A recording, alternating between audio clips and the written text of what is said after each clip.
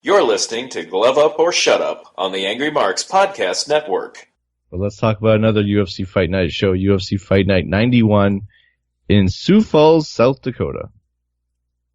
I'm kidding. Yeah, you're definitely kidding, because that's not what we're talking about. I wanted to see your reaction. I was like, wait a minute, is he reading the wrong script? UFC Fight Night 96. Obviously, that's the reason why I mentioned the signing of Marino, because he's on this card. Right. Alright, so on paper, main events Lineker, Dodson. We've got Brooks, Oliveira, Berkman, Atau, and Smoke Club Marino. That's your main card. The whole card's on the main card FS1, prelims on FS2, and the secondary prelims are on Fight Pass. That's right. Now, looking at this card, there's one name that pops from the Fight Pass prelims, and how the mighty have fallen. And when you see the name, you're going to agree with me on this. Mm-hmm. Nate Marquardt fighting Tamden McCrory. I know what you say, Stevie, when we have like a big name on a prelim, like main event type thing. It's like they need someone to watch these fights type of thing. But Nate Marquardt is on the, ninth fight from the top of a Fight Pass show? Or FS1 show? Right. What is he still doing? I mean, there's gatekeepers and then there's Nate. He's collecting a paycheck. He's getting whatever Reebok bonus he gets for being around so long. He's getting the Reebok money. That's all it is. Yeah, because he's got to be like a 20-fight veteran. He's got to be at the top of that pay scale for Reebok bonuses right now. Wow. I mean, if he gets smoked in this fight, he should be cut.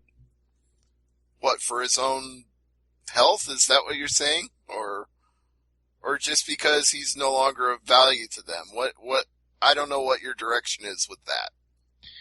Well, I'm looking at his record. He's, 2-6 in his last 8 fights. His only victories come against CB Dalloway and James Tahuna. Yeah. I mean, he hasn't strung together 2 wins in a row since March 2011 against Dan Miller and then July 2012 against Tyrone Woodley. And that was his debut at welterweight. That was for Strikeforce. True. So, if you just look at his UFC record starting in 2013 when he got beat by Ellenberger, he's 2-5. I mean, what are we going to do? He's going to lose this fight, win his next one, so his record will show loss, win, loss, win, loss, win. Dude, I don't know what you're asking me to tell you here. It's like, I don't know. I just think I think at 37, how much more of an impact, how much more, like, you don't give a guy a fight just because he's at the top of the pay scale.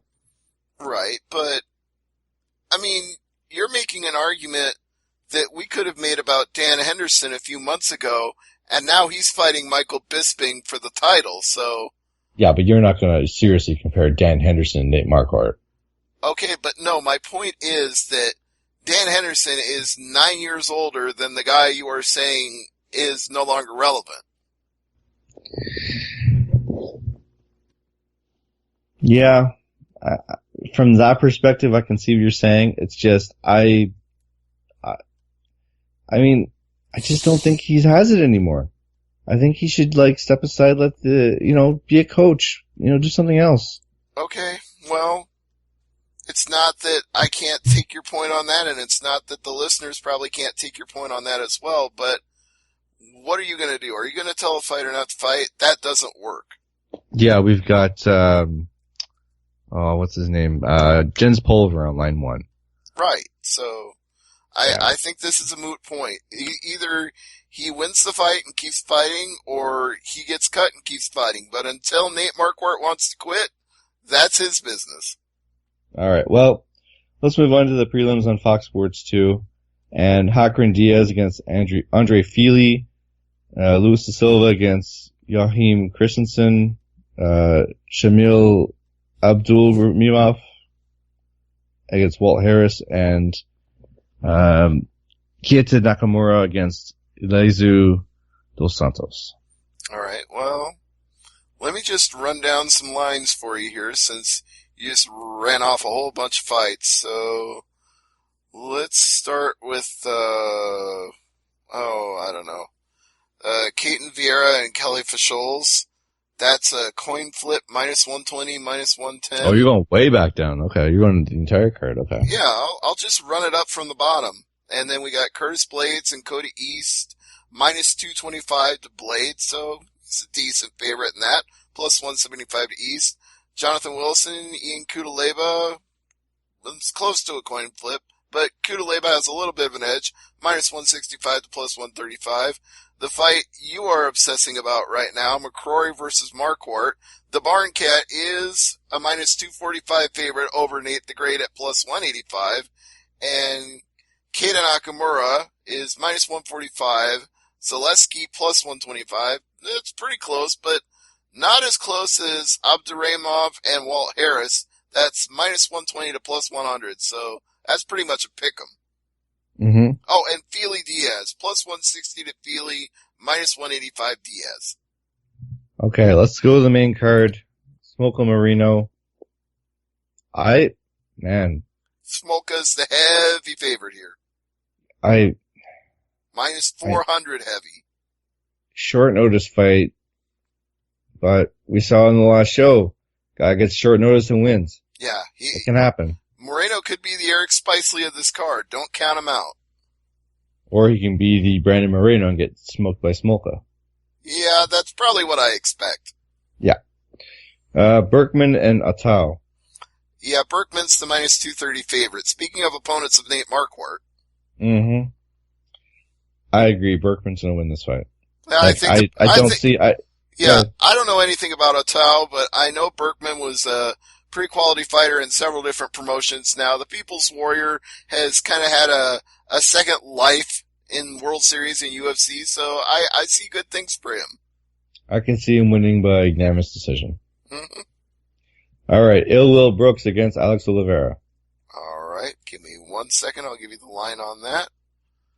Brooks is minus 260. Oliveira is plus 220.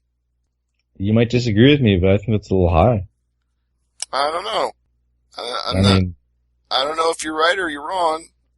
I do know I expect that it'll be a pretty good scrap between the two of them.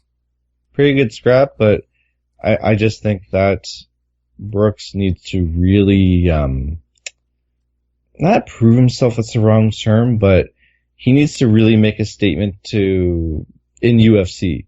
I mean, yeah, he was great in other promotions, but this is UFC, right? You want to make the people who make the matches, you want to stand out. I'm not saying he did in his last fight. I'm just saying, I think for Brooks to climb that ladder faster, he's going to have to dominate and win this fight. I'm going to say he wins via knockout. Well, that would be the hopeful result, but let's not look past Alex Oliveira. He's won 4 out of his last 5 fights, and a variety of different methods to win for him. He can knock a guy out. He did it to Piotr Hallman. He can choke you out. He did it to KJ Noons. And, just in general, he's an exciting, fun fighter to watch. He's really the only other guy other than Donald Cerrone that I think deserves the name Cowboy. All right. Main event, Lineker, Dodson. Dodson, very entertaining fighter. Lineker, I wouldn't piss him off. No, Lineker's got some serious power. They call him Hands of Stone for a reason. But you gotta go with Dodson on this one, right? Well, flip a coin in the air because it's minus 125 to plus 105. Dodson is the favorite, but only just. I think Dodson wins this fight, but it's going to be closer. Like, obviously the odds reflect that now, but I think the odds for this fight will lean more towards Dodson after the weigh-ins. I don't know. I think basically at this point, the fact that neither of them is fighting at flyweight, I don't think they have any trouble with the weight here. I think Lineker and Dodson are both going to come in looking healthy, and the line is pretty much accurate to their respective knockout power because you got 2 of the hardest hitters that used to be in a different weight class fighting each other without having to cut weight anymore. I think it's dead even. Well, I'm gonna go with Dodson, but I'd love to be proven wrong on this one. I don't even know if you'd flip the coin 10 times if it would come up 6 for one and 4 for the other. I think it's totally random in this fight, but just for no other reason than I like the guy, I've met him, I've interviewed him, I'll go with Dodson. But that's not a scientific pick. No. One last note, and then we'll wrap up the show. Sergio Pettis was supposed to fight Smolka on this show, but Pettis pulled out with a minor injury. I haven't heard what the injury is. Probably something in training. It's always funny when it's a minor injury, yet it's enough to not take a fight. Yeah, well, it's the old hockey joke where it's like, it's a lower body injury. Dude, we saw him snap his leg. Yeah, lower body injury.